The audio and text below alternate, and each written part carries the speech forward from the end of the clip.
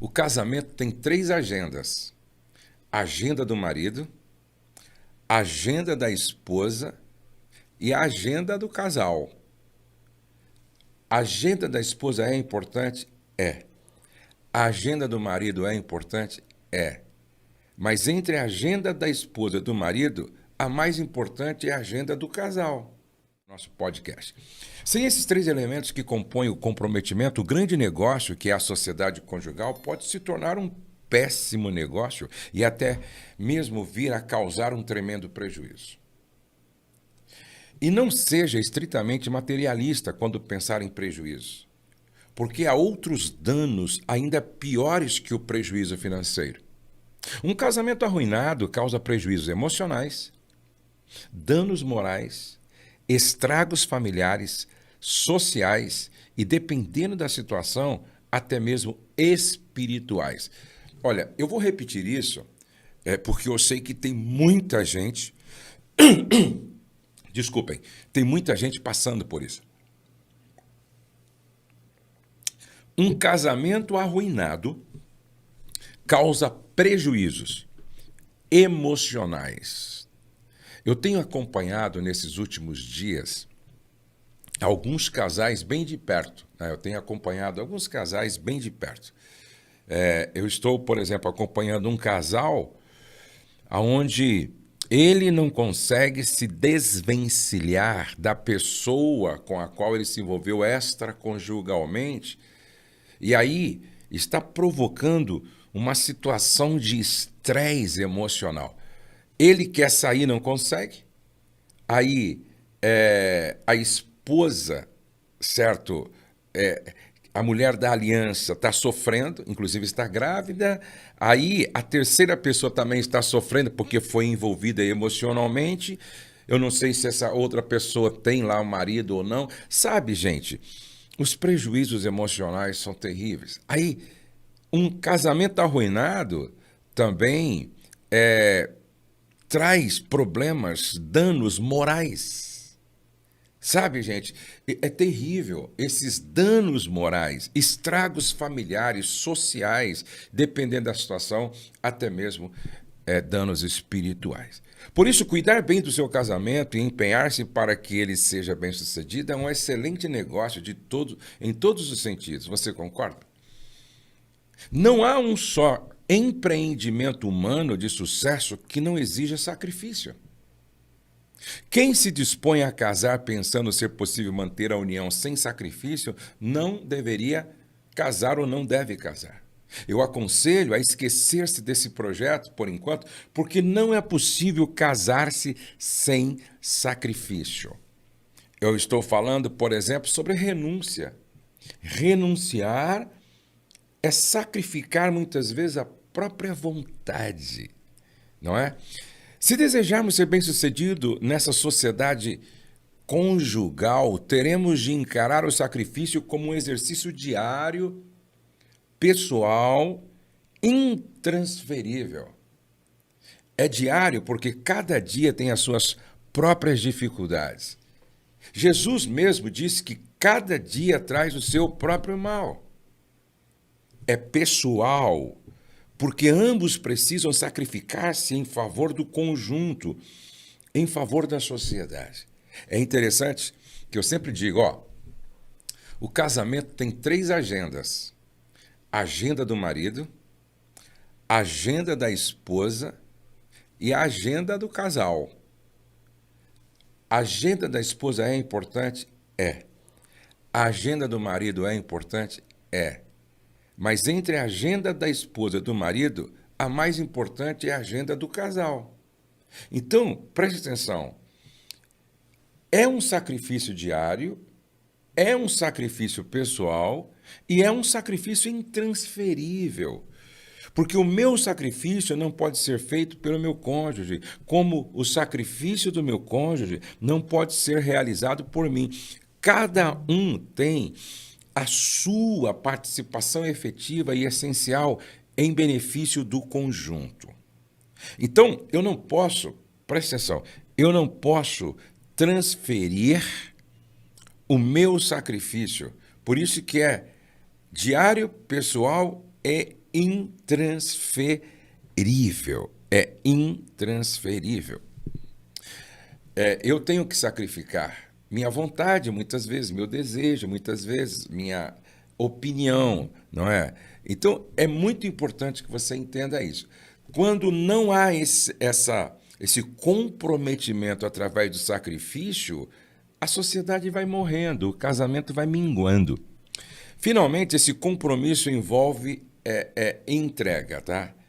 O compromisso envolve entrega, esse comprometimento envolve entrega. Eu diria que a entrega não é um estado impossível de ser alcançado, mas que ninguém se engane. Ela só vem com o exercício diário de sacrifício e dedicação. A entrega de si em função da pessoa amada é o ponto crucial que devemos buscar. Paulo escreveu que o amor de Jesus pela igreja foi tão intenso que ele se entregou por ela. Jesus não avaliou os seus interesses, o seu status, nada de si. Ele concentrou-se na sua amada e por ela entregou-se. Assim como Cristo amou a igreja e se entregou por ela, diz Paulo em Efésios 5:25. Por isso que a Bíblia diz, lá em Hebreus capítulo 13, verso 4, digno de honra entre todos seja o matrimônio, bem como o leito sem mácula. Diz assim, ó, digno de honra seja o marido, não. Digno de honra seja a esposa, não. Digno de honra seja o casal, não. Está dito assim, ó, digno de honra seja o matrimônio. Então, o matrimônio está aqui, ó. O nível de comprometimento que você assume faz com que você coloque os interesses do casamento acima dos seus interesses individuais. Muitas vezes, a gente tem que perder para os dois ganhar. Muitas vezes, um tem que ceder para os dois ganhar. Porque o casamento é o único jogo onde ou os dois ganham ou os dois perdem. Ou os dois ganham ou os dois perdem. E aí o casal fica naquela medição de força. É de Lawrence Peter o pensamento. A arte do compromisso é dividir o bolo de modo que cada um pense ter ficado com a maior parte. Eu sempre digo que um bom negócio é quando os dois saem pensando que ganharam muito. Sabe? O bom negócio é quando os dois, o vendedor e o comprador, saem dizendo, pô, fiz um grande negócio. Se algo é bom para um, mas não é bom para o casal, então não é bom para ninguém. Ah, como eu gostaria de escrever esta frase assim, ó, no espelho do banheiro de todos os casais que me seguem. Se algo é bom para um, mas não é bom para o casal, então não é bom para mais ninguém. O casamento é a prioridade, não é o indivíduo. O casal deve ser protegido, não o macho nem a fêmea. O casal deve ser o foco, não os projetos e anseios pessoais de cada sócio. Isso se chama comprometimento. Quem pensa dessa forma está comprometido com o sucesso do seu casamento. Cada um abrirá mão do que é bom somente para si. Cada um abrirá mão do que é bom somente para si, desde que não seja bom para o casamento. O casamento está acima dos interesses individuais. O casamento está acima dos interesses individuais. Eu não posso ser egoísta em relação a isso. Eu preciso estar sempre me preocupando, não só com os meus interesses, com aquilo que é importante para mim, mas com aquilo que é importante para o casamento. Então, por exemplo, se uma decisão vai me beneficiar, mas prejudicar meu casamento, estou fora. Se uma escolha vai me trazer benefícios, mas vai comprometer minha relação conjugal, estou fora. Se uma compra ou venda ou um trabalho, certo? Vai ser bom para mim, mas vai prejudicar minha relação, estou fora. Porque o casamento é o único jogo onde ou os dois ganham ou os dois perdem. Ou os dois ganham ou os dois perdem. Não tem como, certo? Eu ganhar certo? E o meu casamento, a minha esposa perder, mas meu casamento ganhar. Gente, o casamento ou os dois ganham ou os dois perdem. E o casamento precisa estar sempre acima dos interesses pessoais, dos interesses individuais. Então, a falta de comprometimento, certo?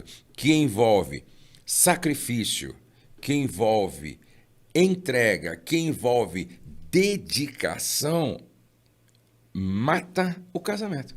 E essa é a pergunta que eu quero fazer para todos vocês que estão comigo aqui. No seu casamento, das duas partes, há sacrifício? Das duas partes, há entrega? Das duas partes, há dedicação? Porque sem sacrifício, sem entrega, sem dedicação, dificilmente esse casamento vai ser um casamento de sucesso, bem-sucedido. Bom, você já mandou sua pergunta?